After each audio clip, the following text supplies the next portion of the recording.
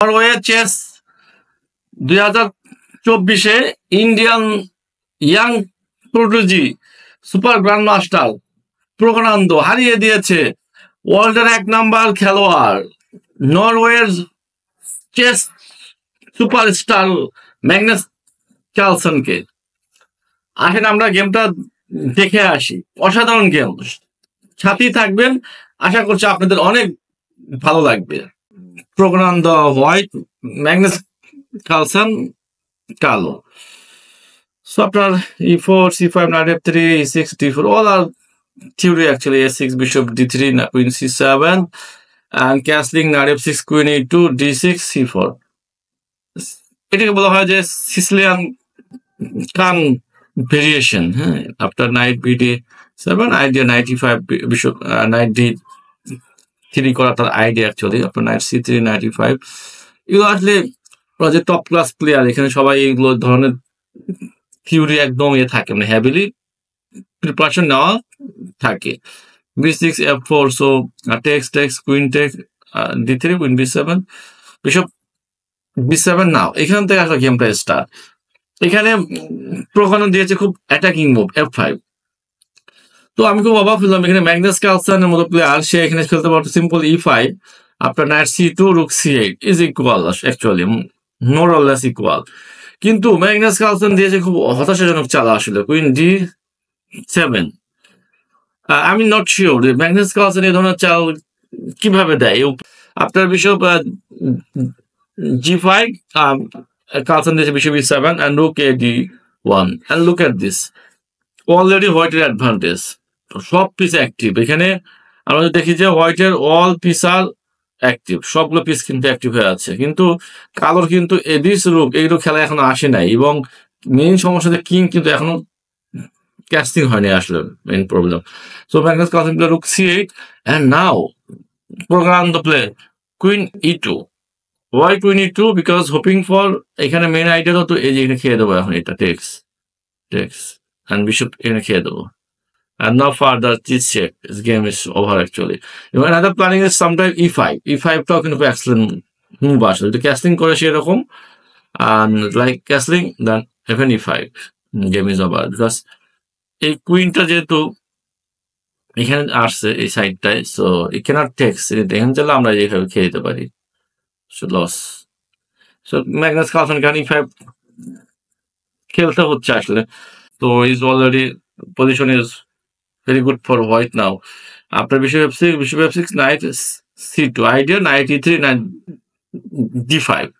তো অলরেডি আমার ধারণা এই যে পজিশনটা আসছে এখানে কিন্তু হোয়াইটের হিউজ অ্যাডভান্টেজ, কারণ এইখানে এই ধরনের স্ট্রাকচারে সেন্টারটা আটকানো, এখানে নাইট গুলো অনেক স্ট্রং, এবং সমস্যা হলো যে কালোর কিন্তু স্পেস একদম কম আসলে, একদম স্পেস কিছুই নাই আসলে। সো কার্লসেন দিয়েছে কুইন c6, c4টাকে অ্যাটাক করেছে, so knight e3, very good move, because c4টাকে স্টপ করেছে, এবং নাইট মেইন আইডিয়া তো এটাই আসলে, যে এই নাইটটা যদি পন প্রোটেক্ট করে এখানে আসতে পারে দেন গেম ইজ ওভার, বিকজ এই বিশপটা তো ব্যাড আসলে, বা যে কোনো বিশপ থাকুক না কেন এটার সাথে পারা সম্ভব না এই একটা নাইটের সাথে। প্রজ্ঞানন্দ দিয়েছে বিশপ g5, তো king h1, also after bishop e3, queen e3, f6 দিয়েছে। f6 is a force actually, because Magnus Carlsen কিন্তু এখন মেন সমস্যা পড়তেছে যে প্রোগ্রাম এটা আসবে, এটা কিন্তু ডেডলি মুভ আসলে। আপনার কুইন এখানে আসলে কিন্তু f6 পুশ আছে, এগুলো ধরা, game is over, lost. So f6 দিয়েছে সে কুইন g5টাকে স্টপ করার জন্য আসলে।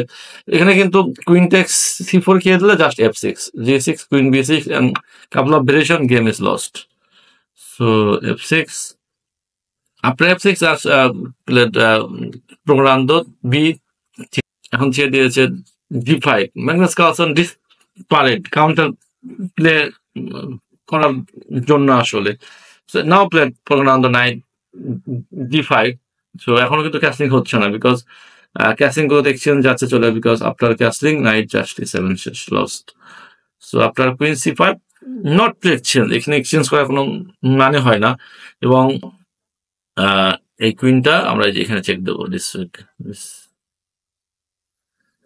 তো আপনার BC4 and Queen H5, King F8, Rook F3, continuously attacking. খেয়ে দিয়েছে Carlsen, Bishop takes D5, Rook takes, Queen দিয়েছে Queen B6 কার্লসন, কারণ তার আইডিয়া আসলে সে যদি শেষ পর্যন্ত এটা খেলতে পারে দেন ইটস ভেরি, এটা কিন্তু হয়তো জন্য সমস্যা হবে, সো এই জন্য খেয়ে দিয়েছে প্রজ্ঞানন্দ Rook takes C4। এই পজিশনে কালোর একটা tone up, but game is over after Rook B3 because of কিংটা একদম শেষ।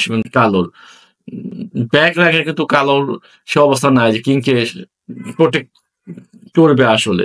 এখন ম্যাগনাস কার্লসন দিয়েছে আবার একটা এনে করেছে মুভ, আবার দিয়েছে প্রজ্ঞানন্দ, এক্সেলেন্ট মুভ আসলে, বিকজ এখন আমরা এই ট্রেড রুক খেয়ে খেয়ে দিয়ে আমরা এই ফাইলটা আবার আসবো, বা এই রুক B7 দিয়ে দিস স্কোয়ার ইজ মেড আসলে। তো কার্লসন খেলতে পারতো কিং E7, একমাত্র চাল আসলে, মানে গেমটাকে কন্টিনিউ করার জন্য। কিন্তু কার্লসনের চাল দিয়ে খুব হতাশ হলাম যে কার্লসনকে খুঁজেই পাওয়া যাচ্ছে না আসলে এই গেমে, সেটা খেয়ে দিয়েছে, খুব অদ্ভুত চাল। আপনার Rook B3, C7 and King G8 and game is over, মানে কোন মুভ নাই।